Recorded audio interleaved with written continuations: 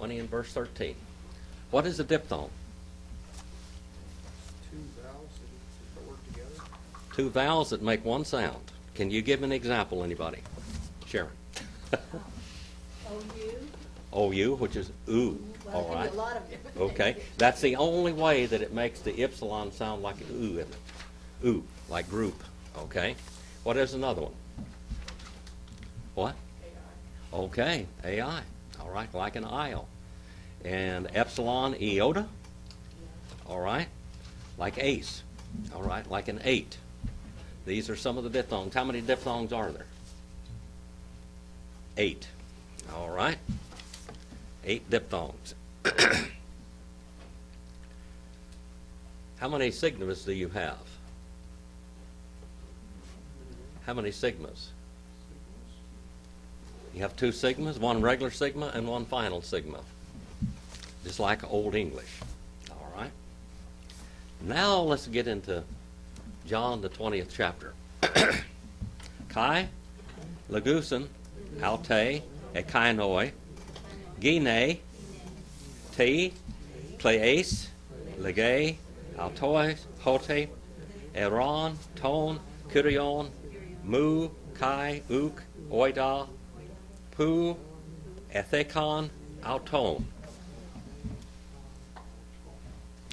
All right, now we have a little conjunction. Now the word Kai, of course, that's on page 208 if you get in that little analytical Greek lexicon there, by the way. And what different kind of ways can we use the word Kai? See, you are having a test tonight. This is what you call an oral test. All right. Cindy? But, and what else? And. But is that like an adversative conjunction? And is a conjunction. And what else? Like a particle of affirmation, yes, or even, or therefore, or so. All right? Kai is pretty variable. You can use that. It's flexible.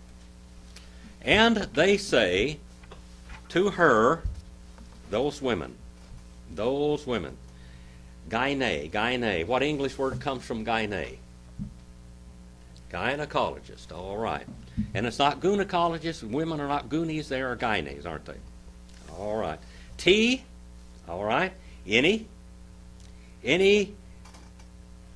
Or why, that is. Why? Couldn't hardly read my own writing here.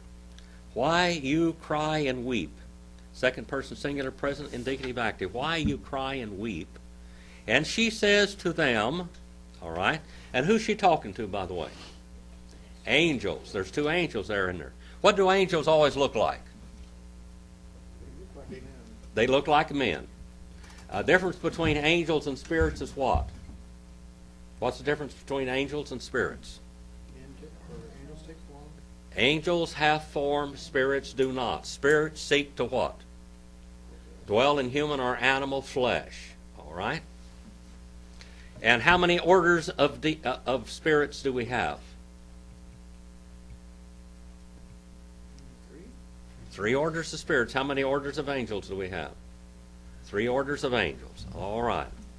And she says to them, these angels, because, now it's a conjunctional or a casual particle, because they carried away. That comes from iro.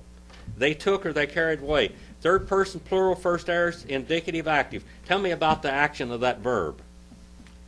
What about that verb? What's first aorist? Brother Corey? Punctiliar knife blade action. What's the difference between first aorist and second aorist? Second aorist has a little more duration to it. First aorist is very punctiliar, okay?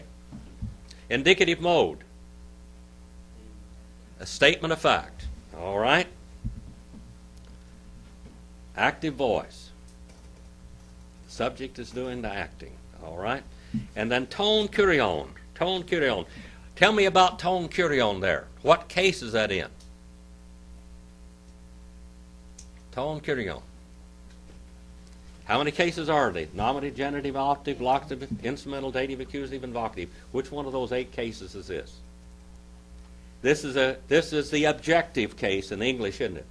So it would be what? The object is what? Accusative. Okay, it's nominative, not nominative, accusative, singular, masculine, definite article, accusative, singular, masculine, noun that is describing. And then we have mu. Okay, now that's a genitive, singular, second person pronoun. And it is in what case? Genitive case, which is a case of what? What's a genitive case? Case of possession. All right? Where have you taken the Lord belonging to me? Okay? And, adverb negation, and not I have known. And here we have second perfect. Second perfect. Not I have known. And what's the difference between perfect and second perfect? Kind of like first and second aorist, isn't it? All right. Not I have known, I have continued to know. All right. Where? All right. Here we have a little interrogative of place, particle of place. They placed him. They placed. Third person plural, first aorist, indicative, active. They placed him. And what is him there? That's the third person pronoun. What case is that in? Omicron nu on the end of it. That's accusative, singular, masculine, third person pronoun. All right. 20 verse 14 now. Tauta, I husa, etrophe, ace ta opiso, kai there, I said that wrong, thore, tone, ason, hestota, kai, uk, ade, hote, asus, estin. Let's look at this one. These things, tauta and akinos, isn't it? Tauta and akina. What is tauta? These things, that's like a demonstrative pronoun, isn't it? These things right here, up close. Akinos, over there, it's further away. So this is right up close. These things having said, and look at that one now, this is the participle, isn't it? It's second aorist, so it's a little bit durative, but it's punctiliar in action, and it's a continuing thing. These things having said, she was caused to turn around, is what it literally is. She was caused to turn around. And this is third person singular, second aorist, indicative, passive voice, and the passive voice tells you that she was caused to turn around because of something, okay? Ace ta opiso. Ace ta opiso. Unto the behind. Okay, this means behind or back. And she beheld. She beheld. Look at that word beheld there. Thore. Thore. What word in English comes from thore? What word in English? What? Theater. All right. Tone asun. All right. Tone is what case is that? Tone. That's a definite article in tohadistakon arthron. But what is it? She beheld what? So she beheld, so she's looking at Jesus, isn't she? So what case is that? That's objective in English. So it would be accusative in Greek. Accusative, singular, masculine. The Jesus. And then hestota. Hestota. Having stood. Having stood. That's accusative, singular, masculine, perfect participle, active, and not she knew that Jesus he is. She saw him having stood there, but she didn't know it was Jesus. Now, why don't you think that she might have known it was Jesus? Just give me an example. What do you think? What happened when the guys were on the road to Emmaus? Cindy? His physical appearance was so different. Did he carry the scars of the cross with him? Is he still carrying them as far as we know? Yes. That reminds us what he did for us, see? So he was so different because of his appearance was marred according to Psalm 22 and Isaiah 53. Randy. I'm just wondering if she's having a Balaam moment.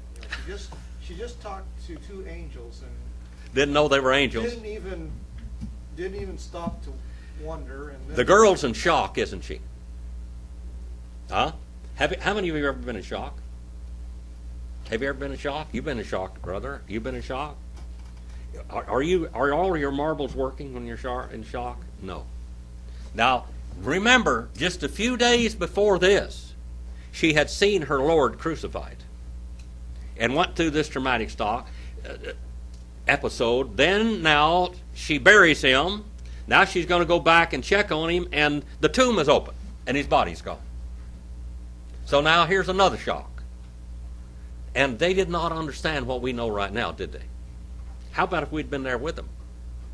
Would we have been a little bit, maybe, shocked? It is kind of unusual for somebody to come back from the dead. Yes, it is. Now, they had seen Jesus raise people to dead, but Jesus is dead. Jesus is dead. He is dead. With all the historical evidence that we have that Jesus was dead, we have that extra biblical evidences all over the place that he was killed. He was on the cross of Calvary. The Jews, several different ones, if you read through history, you'll find them quoting Pilate's letter all over the place. Eusebius, everybody back then quoting Pilate's letter about him being dead and all this kind of stuff. You see the Jews, you see the other Romans, people that talked to Tiberius. Tiberius' statement, all of them said that he was dead. Now, here is the master of the heavens and the earth, but he's dead. Just think about that. Now, here he was raising the dead, healing all kinds of sickness, but now he's dead. And it's the wind is knocked out of their sails, okay? And so to speak, they don't have any faith left. But they have love. There's no faith, but there's love here still. I mean, they didn't understand. They couldn't put the marbles together. And he said to her, Jesus, Gene. Now, what is this Gene? What number, gender, and case is that? Gene. Which one is it? Nominative, genitive, optative, locative, instrumental, dative, accusative, or vocative? Which one is it? Vocative. It's a case of address. He's addressing her. He's addressing her, okay? Gene, vocative, singular, feminine. Why? And here we have a little interrogative pronominal active. Why you keep on weeping? Why do you keep on weeping? Why are you sad? And whom, tina, whom zetes, you keep on seeking. Who is this one you keep on seeking? And now we see the other demonstrative pronoun, except this was ekaine. What is ekaine? We saw taute, now ekaine. What does ekaine mean? That one over there, further away. Okay? That one. And thinking, judging, dokio, thinking, judging, nominative, singular, feminine, present participle active, thinking and judging that the one, he was a kepuros. Look at the word kepuros. It comes from two Greek words, kepos and uros. All right? Kepos means a garden. Now, this garden is like in your backyard. What do you got in your backyard? Cindy, do you have any fruit trees in your backyard? You have a pool in your backyard. Well, that's better. You don't have to go out and trim it or anything. Just go jump in it and swim. All right. Brother Randall, I know Brother Randall's got quite a few things in your backyard. I've seen that backyard. A lot of dead grass. A lot of dead grass, but you've got, what kind of vegetables do you have now?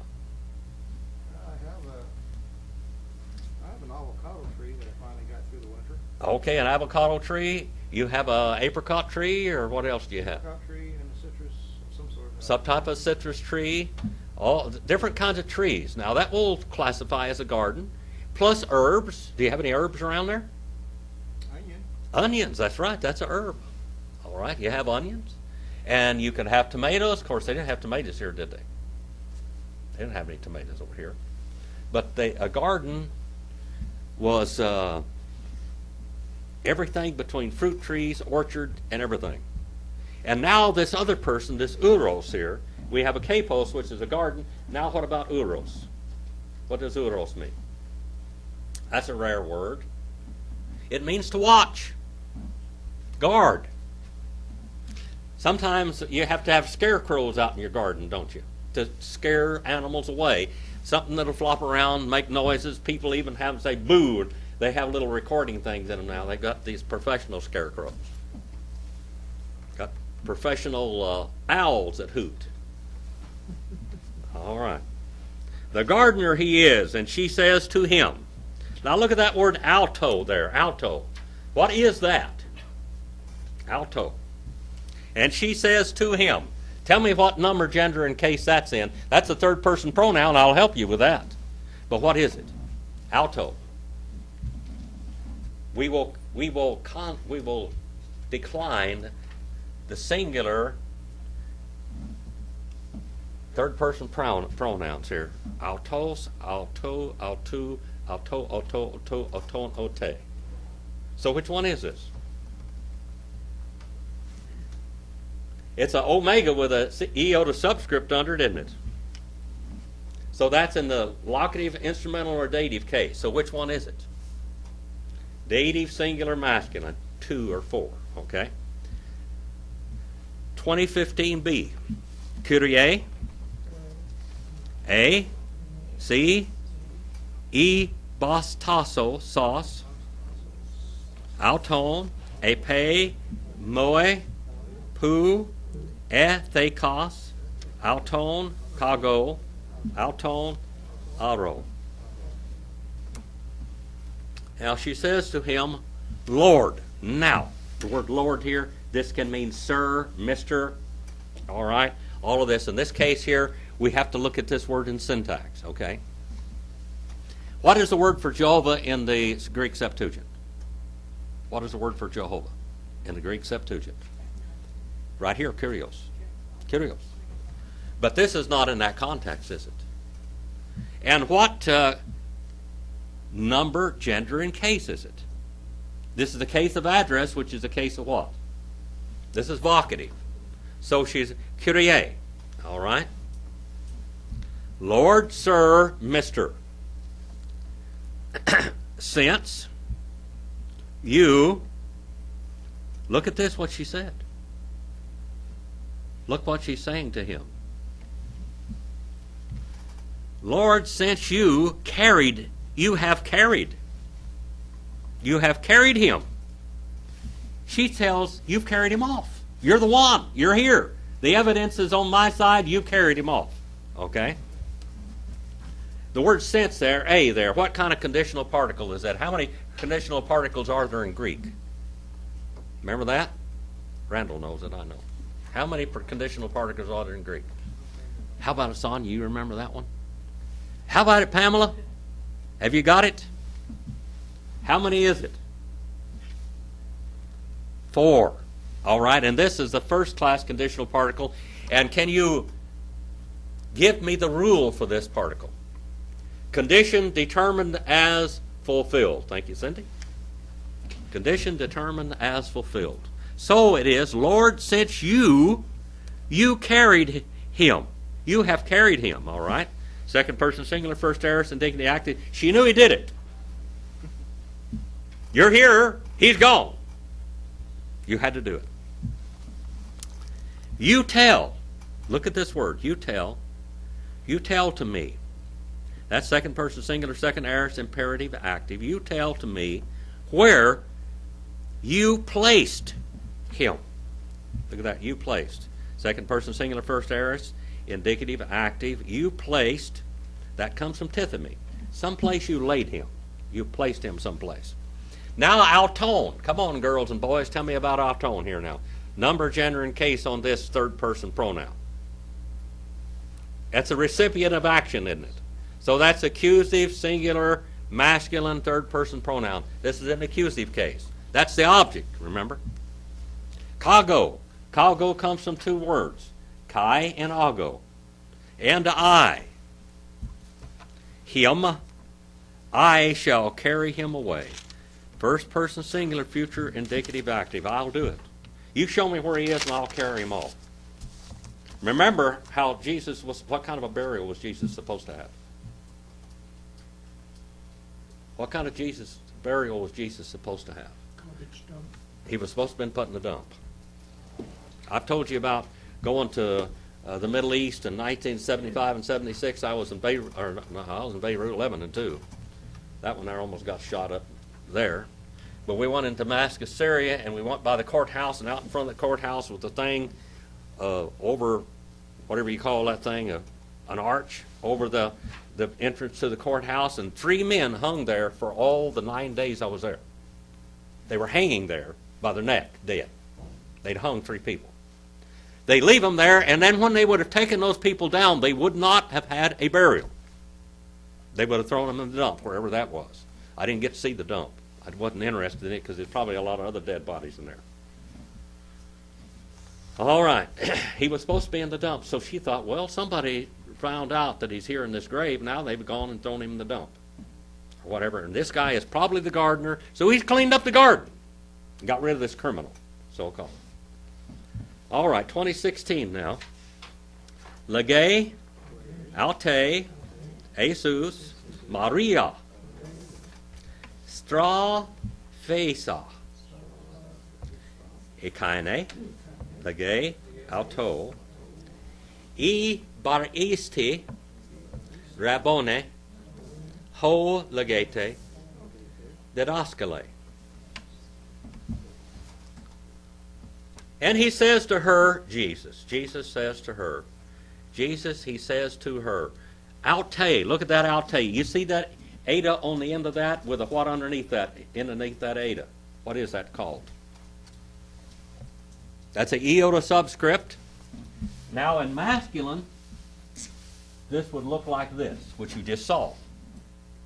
But when it's feminine, it's like this with a iota subscript underneath it.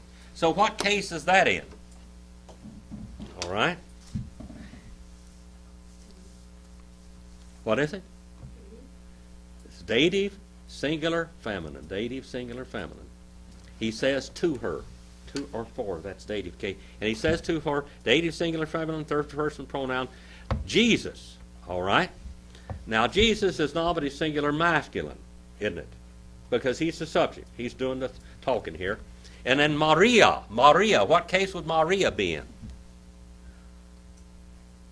That's the case of address, which is in your vocative. All right.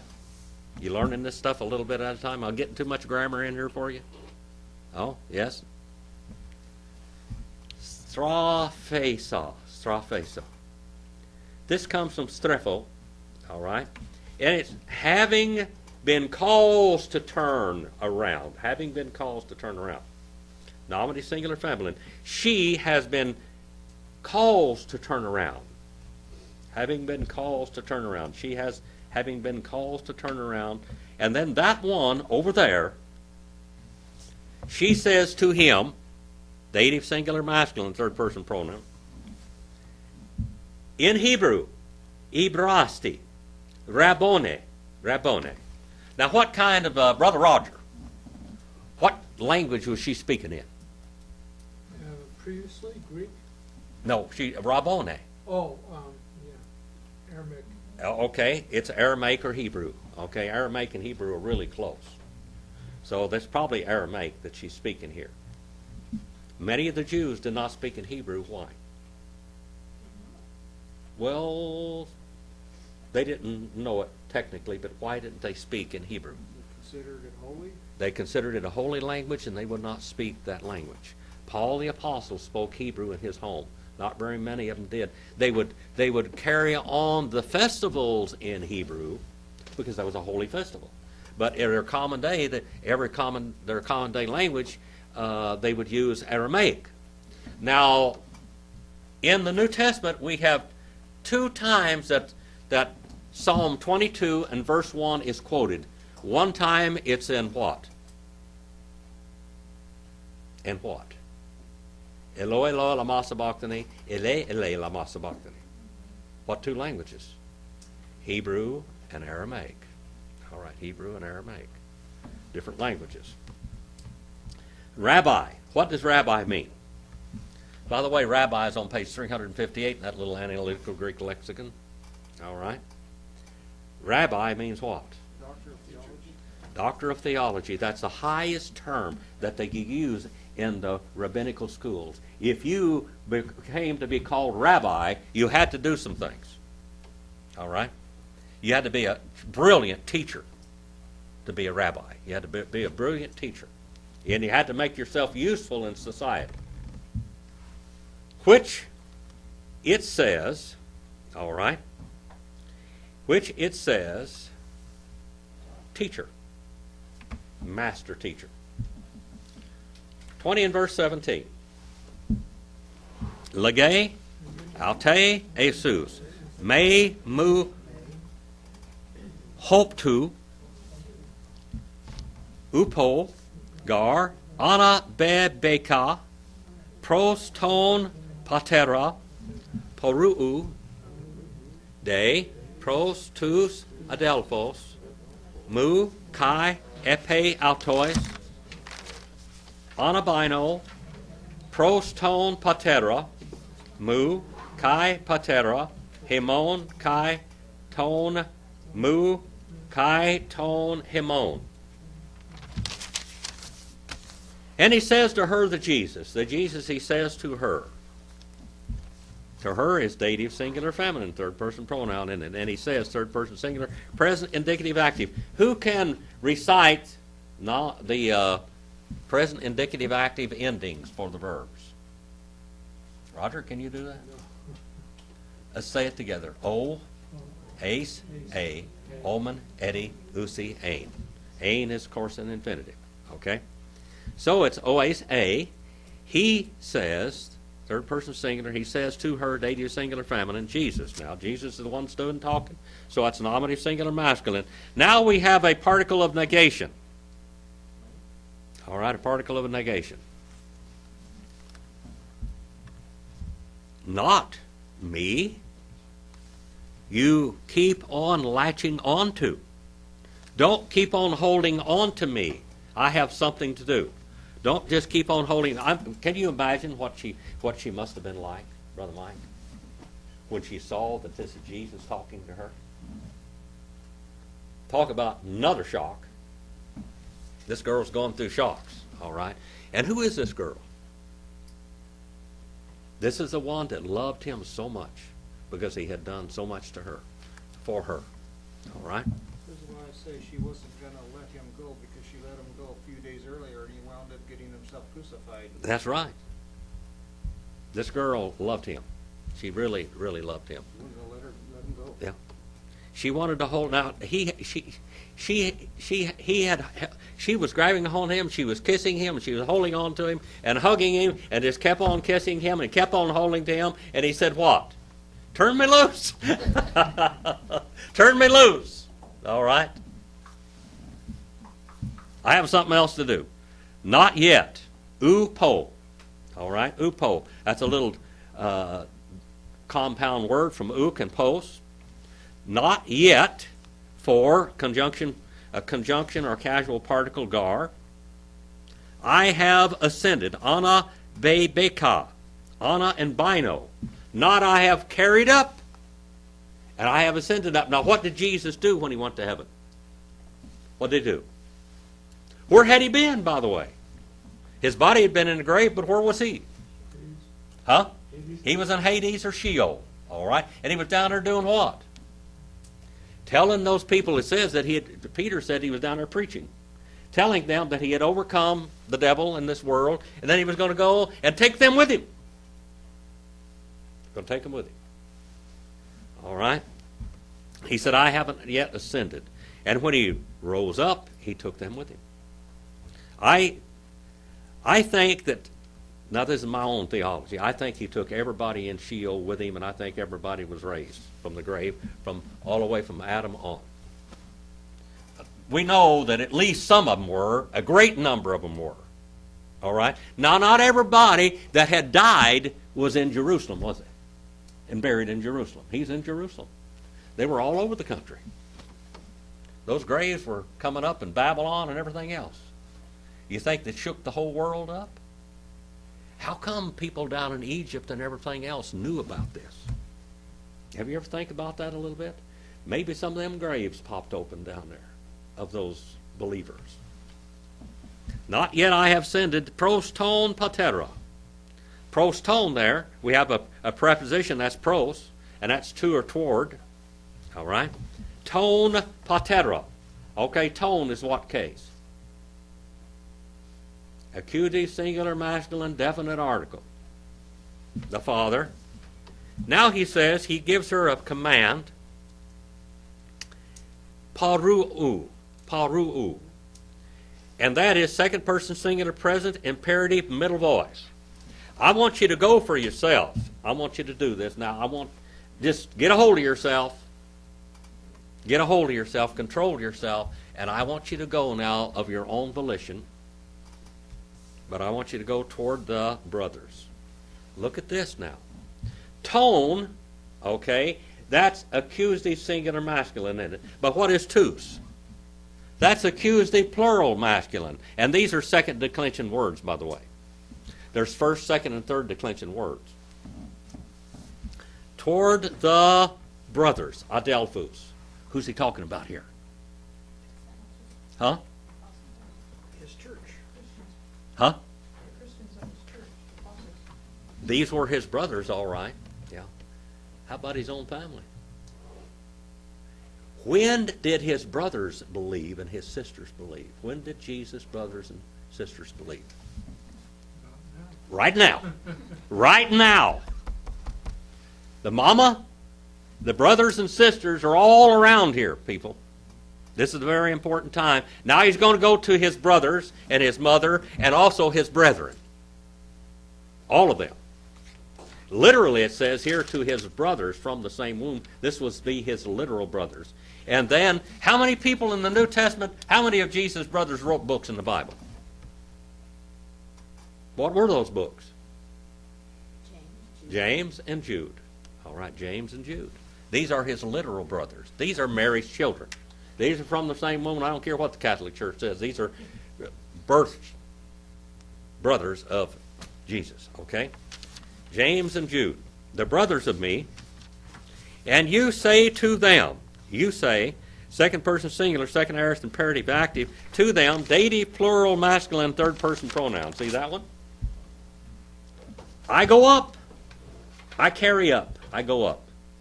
Literally, it means I to carry or I convey up toward the Father of me and the Father of you and the God of me and the God of you. Look at that. My God and your God, my Father and your Father. Yes. So did he ascend twice? Did he go right after this and then did he come back? Yes, he did. Okay, so he ascended twice. He's traveling Oh. pretty quick. You remember what the Muslims say about Adam? Now this is what we call a fairy tale, but this is what the Quran says. That Adam was so tall when God created him, and of course now Muhammad must have had a real fantastic idea how big the earth was. Because he said it was like 4 million miles into the seventh heaven, is what he called it. Adam's standing here, and his shoulders and head are all the way up in here where? Into the seventh heaven. Now we know that's a little bit ridiculous, don't we? This is not possible. The earth is very small. It would be like a grain of salt underneath his feet if he was that tall, if you could even measure it. All the way up in here, okay? And he was up there getting in trouble, listening to all the angels and getting involved in their business, and they said, Allah, what are you going to do about this guy you created? So he zipped him down to about 10 foot tall and let him run around on the earth only. Now, this is a fairy tale. This is a real story. Now, Jesus. When Jesus dies, he's put in the grave for 3.5 days, basically. And he's raised from the dead. And he meets Mary here, and Mary's clinging and holding on to him. And he said, I haven't yet ascended to my Father. Now, he goes to the third heaven. That's no problem for Jesus now. Because why? He is God, for one thing, and what else? He's in a glorified body. Angels have no trouble going between dimensions, do they? Angels don't have any trouble. Spirits don't have any trouble going between dimensions. How many dimensions are there? 10 dimensions as far as the science knows. So now he goes from earth, zip, to the third heaven. Then he's going to zip back. No problem. How fast can he travel? Beyond the speed of light. Okay, now the speed of light. Is the speed of light variable as far as I know now? It's how many miles? Cindy knows this. She's a scientist. 186,000 feet per miles per second. Miles per second. And that varies according to atmosphere. Height, altitude, everything. Okay? We know that's not, we thought that the speed of light was standard, but we know that it varies a little bit. Okay? It's kind of spooky. He was going to be going faster than the speed of light, wasn't he? But see, he's divine. Had no problem with that. Adam, I can guarantee you, didn't stand on the earth and have his head and shoulders in the seventh heaven. Even though there are not even 7 heavens, there's only 3 heavens. Okay? On down to 18 now. Erkete, Maria, He Magdalene, Angelusa, Tois Mathetes, Hote, Eureka, Ton, Curion, Kai Tauta, Epain Alte. All right. Almost brought one of my Talmuds tonight because I was going to read something to you out of it. And she comes, Mary, the Magdalena.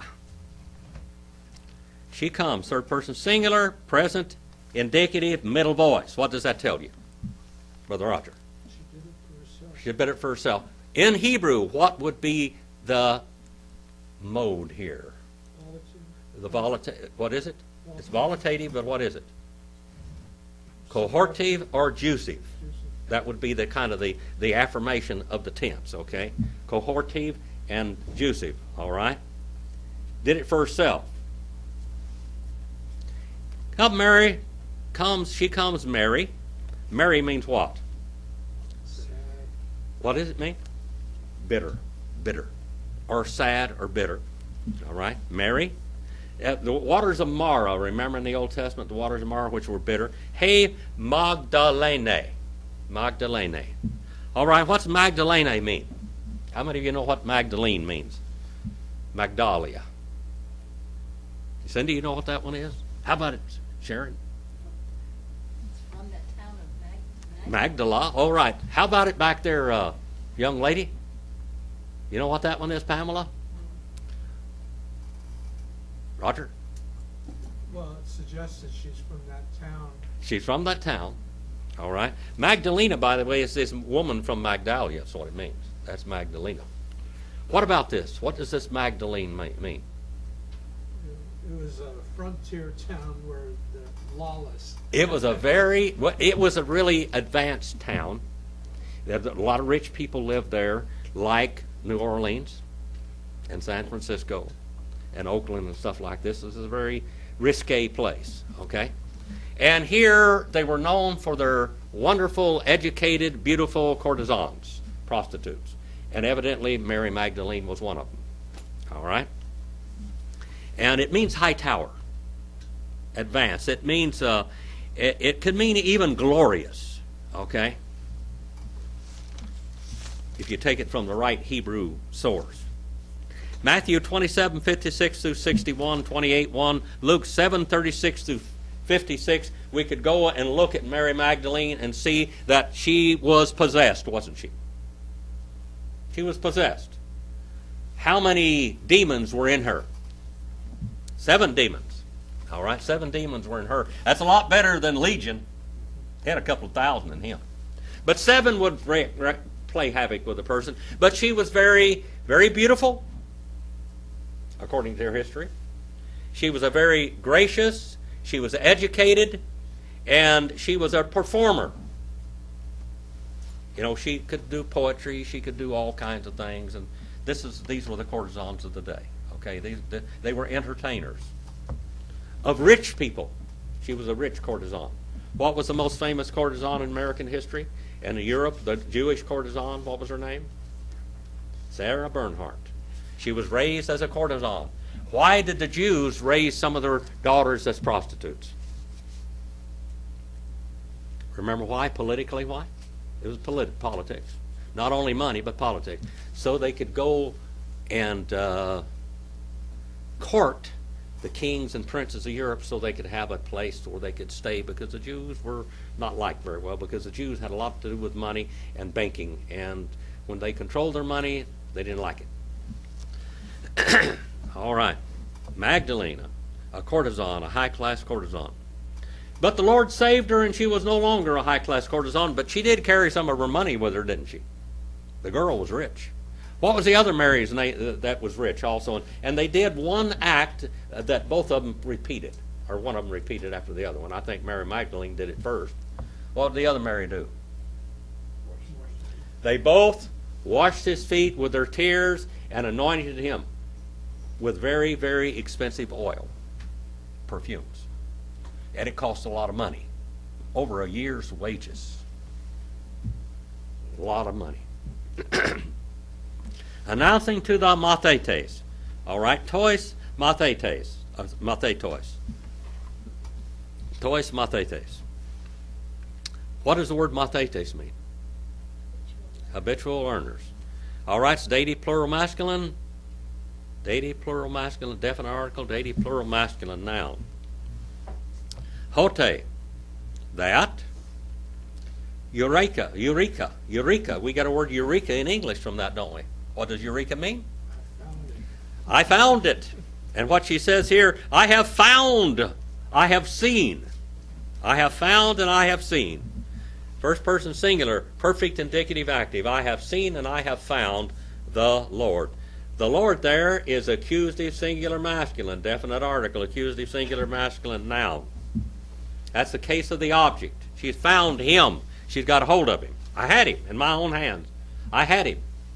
And tauta, these things right here, accusative plural, neuter, demonstrative pronoun, these things right here, he said to her.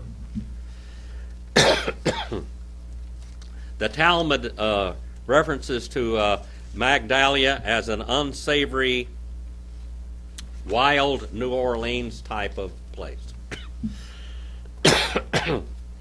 By the way, the Catholic Church in Naples in 1324, they had a rescue mission there where they went out and rescued the soiled doves or the fallen ladies, and they had it was called a Magdalia Homes, Magdalena Homes. 20 and verse 19.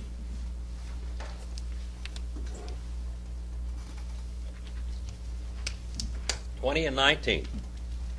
Uses, un, opsios, te hamera, ekaine te mia sabaton, kai ton theron, kekles menon,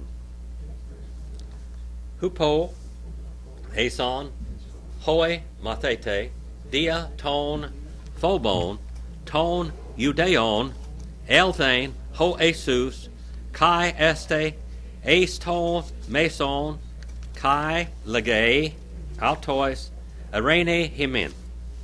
Now they're in a hideout. The disciples are in a hideout. They're hiding out. Why? Jesus was no longer there to protect them from the mobs, the Jewish mob, that wanted everybody that thought he was a Christian dead. They wanted him dead. Basically, there was a warrant out, a Jewish warrant out for the death of Lazarus, wasn't there? And for Jesus, there were two warrants, what we call all points bulletins. Kill him, kill him. Okay? Being therefore early in the day, that in the first day of the week. Now, what's the first day of the week? First day of the Sabbath? That's what it literally Sabbath, isn't it? What does Sabbath mean? Completion. Huh? It means completion. Seventh day. All right, now, this is early, the first day of the Sabbath. The Sabbath means a whole week. At the end of that week is called a Sabbath. Sometimes there can be several Sabbaths in a week if there's holy days on. Because Sabbath means week. Sabbath is not only the Sabbath day, but it also is the word for week. The first day of the week. And the theron, and the doors having been locked. The doors having been locked and under key. The word kleses there, that means kleo or kleses, that's key. Now, they had already invented locks and keys back then, by the way. Where were locks invented? Who invented the locks? You remember? Remember when we, Ninevites, they invented locks, and what else did they invent? Crucifixion. All right? A very important thing. Locks and crucifixion. And the doors having been locked down, where they kept on being the disciples, because the what? The fear of the Jews. They were in fear of their lives. They were in hideout. They were looked at as outlaws. The fear of the Jews.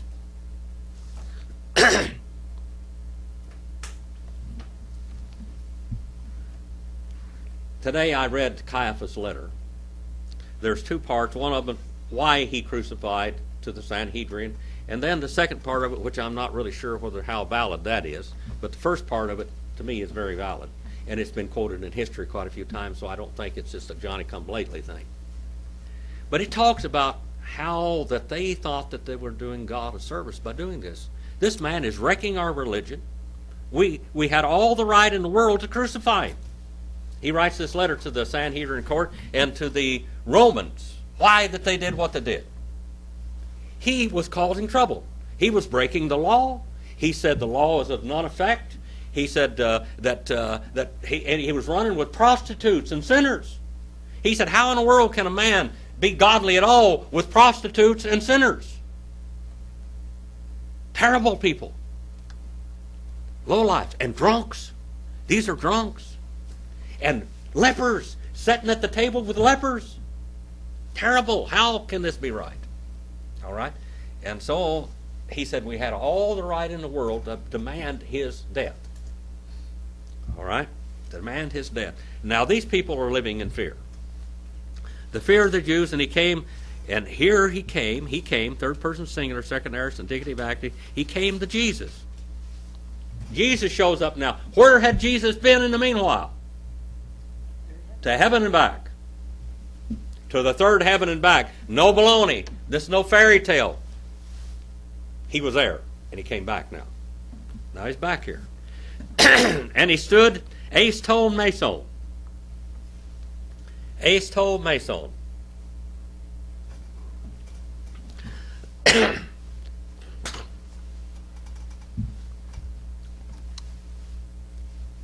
Excuse me, I have an ear infection that is working me over.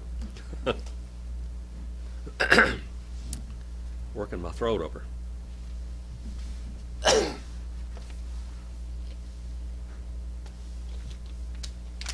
See if I can continue here.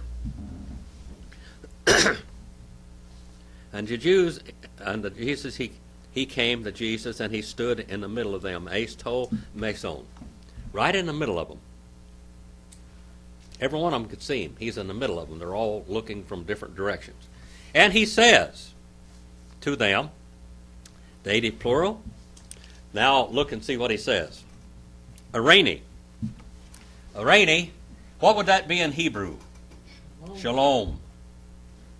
All right, but he says it in Greek, doesn't he? If he'd said it in Hebrew, it would have said it in Hebrew, wouldn't it? I want you to understand Jesus is speaking in Greek. Anytime anybody speaks in a different language, it says they spoke in a different language, doesn't it? Simple, yes or no.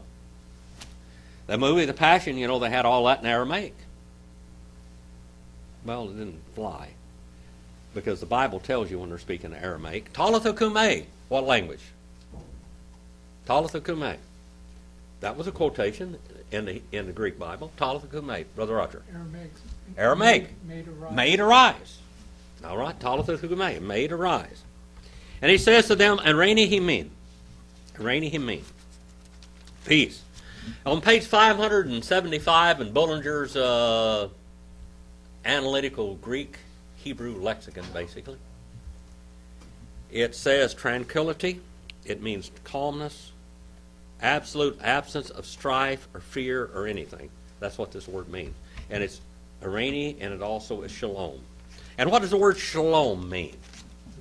Agreement. When you have agreement, you can have peace. Until you have agreement, you don't have peace. You don't have peace. In the Arab world, there's hudna. What does that mean? Hudna. Remember, Brother Mike, what that means? That means I'll make peace with you until I'm stronger than you are, then I'm going to cut your throat. Let's make a temporary peace and I'm going to break it. That's what was established between Muhammad and Mecca, remember? 10-year peace treaty. Well, when he got more powerful, then he walked on them and murdered. And robbed, took everything they had and sent them packing. The ones that were alive. Kai, tuto, epon, edexen, tas, keros, kai, tain, pluron, altois, xr rason, un, hoi, mathete, edontes, ton, kurion. And this thing having said, this thing here, tuto, and this thing here having said, he showed, he pointed out.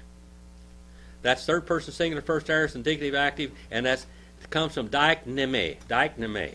All right, that means to point out, and we get our word index finger from that. All right, and he pointed out the hands. Did I jump over anything here? Nope. And he pointed out the hands and the side to them. The hands and the side. The word keros here means everything from here to there. By the way, keros. That means all of this part of the arm. And where was Jesus? Where did the nails? Where had they nailed him?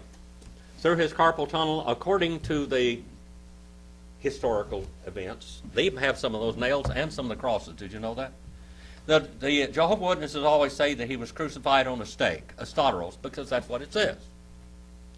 But the word staros evolved where it meant crucifixion. It started out in Nineveh as a stake, and then it went to an X-type cross, and then it went to a tau-type cross, and that's how Jesus was crucified on that tau-type cross. And the nails were put in his wrist. They drove the nails through, and they put a washer on top of it. If they put it through his hand, how did they get up to breathe? They died of suffocation when they were crucified. It would have pulled out of his hands if it had been in the hand. It's right here in the carpal tunnel. That's where they drove it. Not only that, but that's where all the nerves go. It probably wasn't just so it wouldn't pull out, but this is what's going to hurt the most. Okay? And then he drove it through his feet. So it's pushing and pulling. All the time, push up and pull down. So he takes and he shows them the scars in his hands. And the side. All right? And in his side, he was stabbed with a sword or spear. History tells us that the Jews demanded that they went and they found a Goliath sword, and they stabbed him with the sword because they thought it was a very powerful thing, and we want to kill him bad. They wanted him double dead. So they stabbed him in the side, and they stabbed him in the stomach, and it went up into his cardiac cavity, and out come what? Water and blood. All right. So now he shows them that he still has these scars. Jesus carried the scars after his resurrection.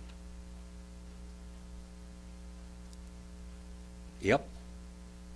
The Gnostics are wrong. Yep. Muhammad's wrong. Islam's wrong. All of the people that say that Jesus was not crucified, they're all wrong. Historically, we have many. I got up and read for 2 weeks, 2 different classes, and read all the historical accounts of Jesus being crucified outside of the Bible. There is more evidence outside of the Bible that Jesus was crucified than it's in the Bible. Did you know that? A lot of it. A lot of historical evidence. Bad and good. The Jews always looked down upon him. Not one of them ever denied that he did a miracle, did they? He did the miracles, but according to the Jews, how did he do the miracles? By the power of the devil. And where did he get the power, and where did he learn how to do this, according to them? Down in Egypt. All right? And that's exactly what Caiaphas said. When he went down to Egypt, when he went down there, he got all these miraculous power. He said, we're not saying that he didn't raise the dead or heal the sick. What we're saying that he was not a Jew. He did everything against Judaism. Everything. And Caiaphas is not the only one that said that. I read several letters from Jews at that period of time, basically all saying the same thing. He did all these things all right. And if he was raised from the dead, he was raised by the power of Satan. All right. Pluron, and the side, the pluron. What word in English do we get the word pluron from? Pleurisy. All right, that pain in your side, you get. And the side to them. And he showed his hands and he showed his side to them. Dative plural, third person pronoun. And then, what did they do? They were caused to rejoice. Third person plural, second aorist, indicative passive. They were caused to rejoice, therefore, the disciples. Now they don't have to be afraid anymore. Their master, their king, is with them again. And he can do anything. He raised himself from the dead. Nobody can kill us now. We're done. Everything's okay. Rejoicing. But they didn't know what was going to happen yet. I mean, they're on a steep learning curve, aren't they? That's like I am on that computer business, Brother Randall.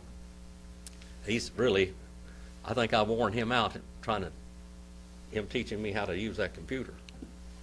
It's steep, straight up learning curve, I think. And they rejoiced, therefore, the disciples, having seen the Lord. 20 and verse 21. Epain, un autois, Pauline adrene, himen kathos, apestalekin, me ho, pater kago, pempo himas. Therefore he said to them again, peace to you. Boy, what wonderful word that is, isn't it? Peace. My Greek and Hebrew teacher, the one I told you I put his sermons out this week, I think about 25 of them. You'll find out where I got my preaching style. Absolutely. I just absolutely adored him. He had Alzheimer's really bad and dementia. He was still teaching in seminary in Fresno, driving from Lancaster to Fresno, having wrecks both directions. All kinds of stuff. Couldn't hardly find his air. When they got him in the room up there, they had to lead him from classroom to classroom. He couldn't find his room. But when he sat down, he could teach Greek and Hebrew real good, if they could get him in the classroom. Well, his daughter finally, he had so many wrecks and everything, his daughter finally came out here from Shawnee, Oklahoma, and got him and took him home. And she brought his Bible to me and gave it to me at his funeral in 1998 or 1999, I can't remember now. And in that Bible, one of the last things that he had written, he had gone to page 575 and the lexicon I told you about a while ago, Bullinger's lexicon. And he wrote down all the words for peace in his very shaky hand. And I remember that so well. He needed peace right then. Last time I talked to him, I called him, Brother Hubbard, how you doing? He said, I'm wore out. John Wayne and I just got back from going from Texas to Oklahoma, taking 10,000 head of cattle, and he said, I'm just wore plumb out. And he meant it, because that's what he was doing. He was cowboying. because I was a cowboy. Shooting because I shot. Talking on the radio because I talked on the radio. All the things. Peace to you. I carry that little piece of paper with me every now and then in his Bible. Just as he sent me, the Father, I also send you. Now here's where he's sending his church out. He's going to send it out. Let's go one more verse, 22. If we did 23, though, we'd have 10 verses tonight.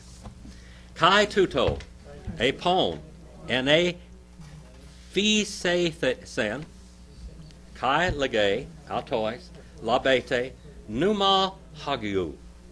And these things having said, he breathed in. He breathed in, and he says to them, ye receive the Spirit holy. Ye receive the Spirit holy.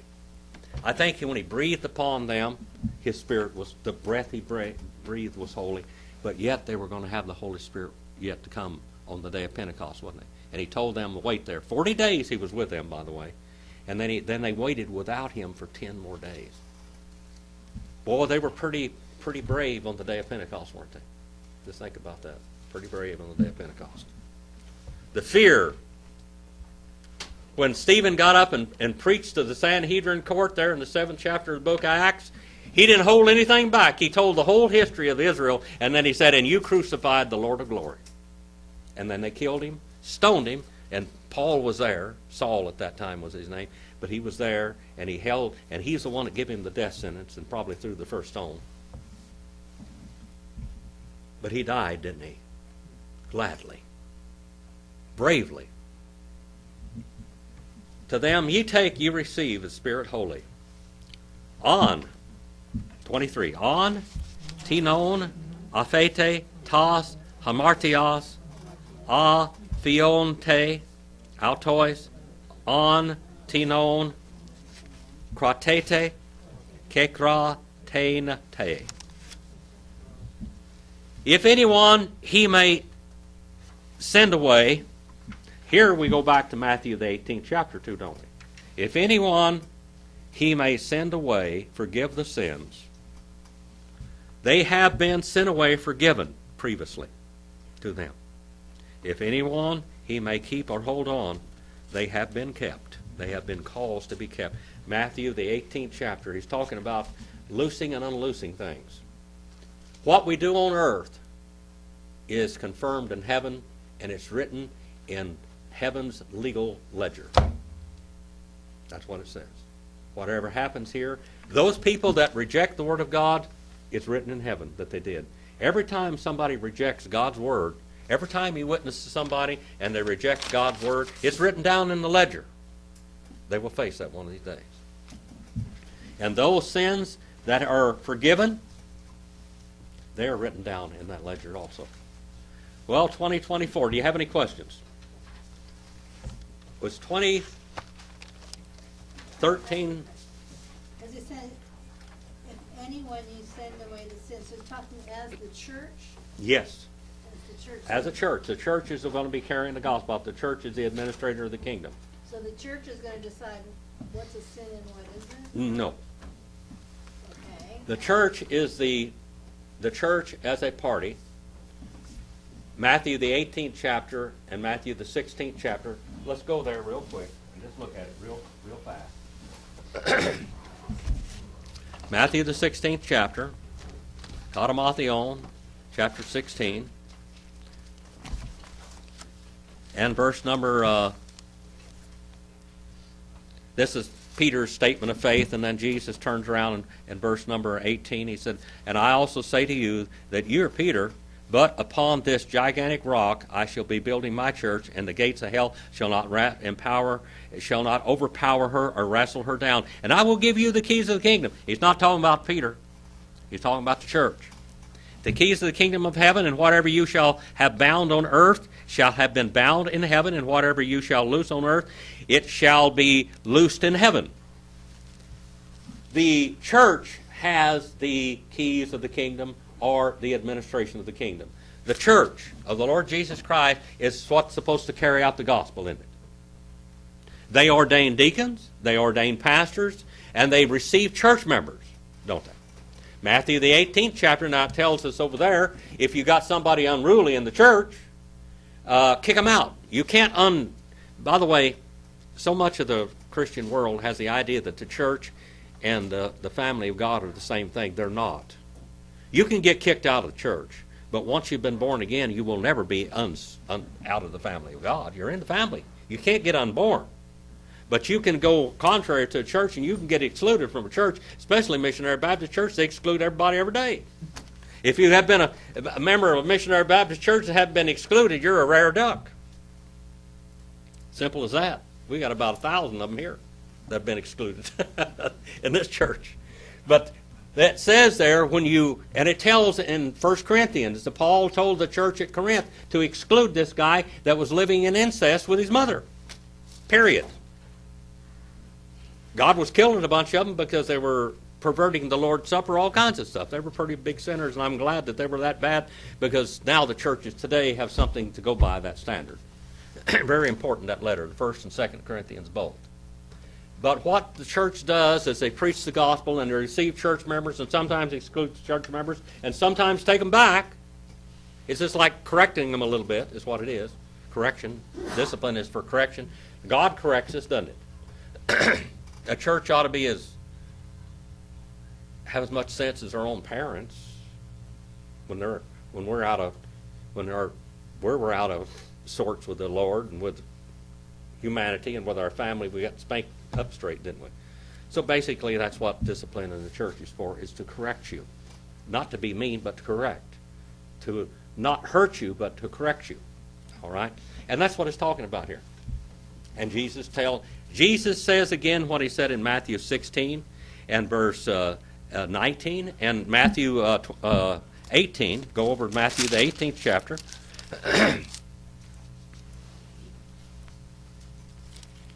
He's talking about church members here in the 18th chapter, talk about who's the greatest in the kingdom and everything, and not to hurt the little ones. And then he says in verse number 14, thus it is not the will of the Father who is in heaven that one of these little ones perish. Okay? He's talking about children, and he's talking about young Christians. And if your brother sins, go and reprove him in private. If he listens to you, you have won him. Now the church is already in existence here, because he's telling this is church discipline placed in the church. In the church, okay? And if your brother sins, go and reprove him in private. If he listens to you, you've won your brother. But if he does not listen to you, take one or two more with you, so that by the mouth of 2 or 3 witnesses every fact may be confirmed, which goes back in the Old Testament, you know. And if he refuses to listen to them, tell it to the church. The church had to be in existence for this to happen, for this command to be given. And if he refuses to listen to the church, let him be to you a Gentile and a tax gatherer.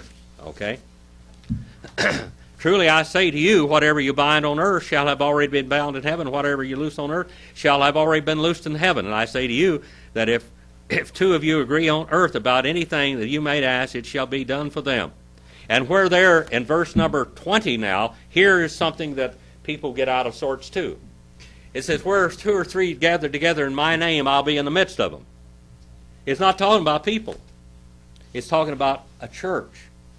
Remember, we're 2 or 3. How many did it take to make a synagogue? 10. How many does it take to have a church? A legal church? 2 or 3. This is a legal church. This is church capacity, okay? Did that help you? Comprehende now?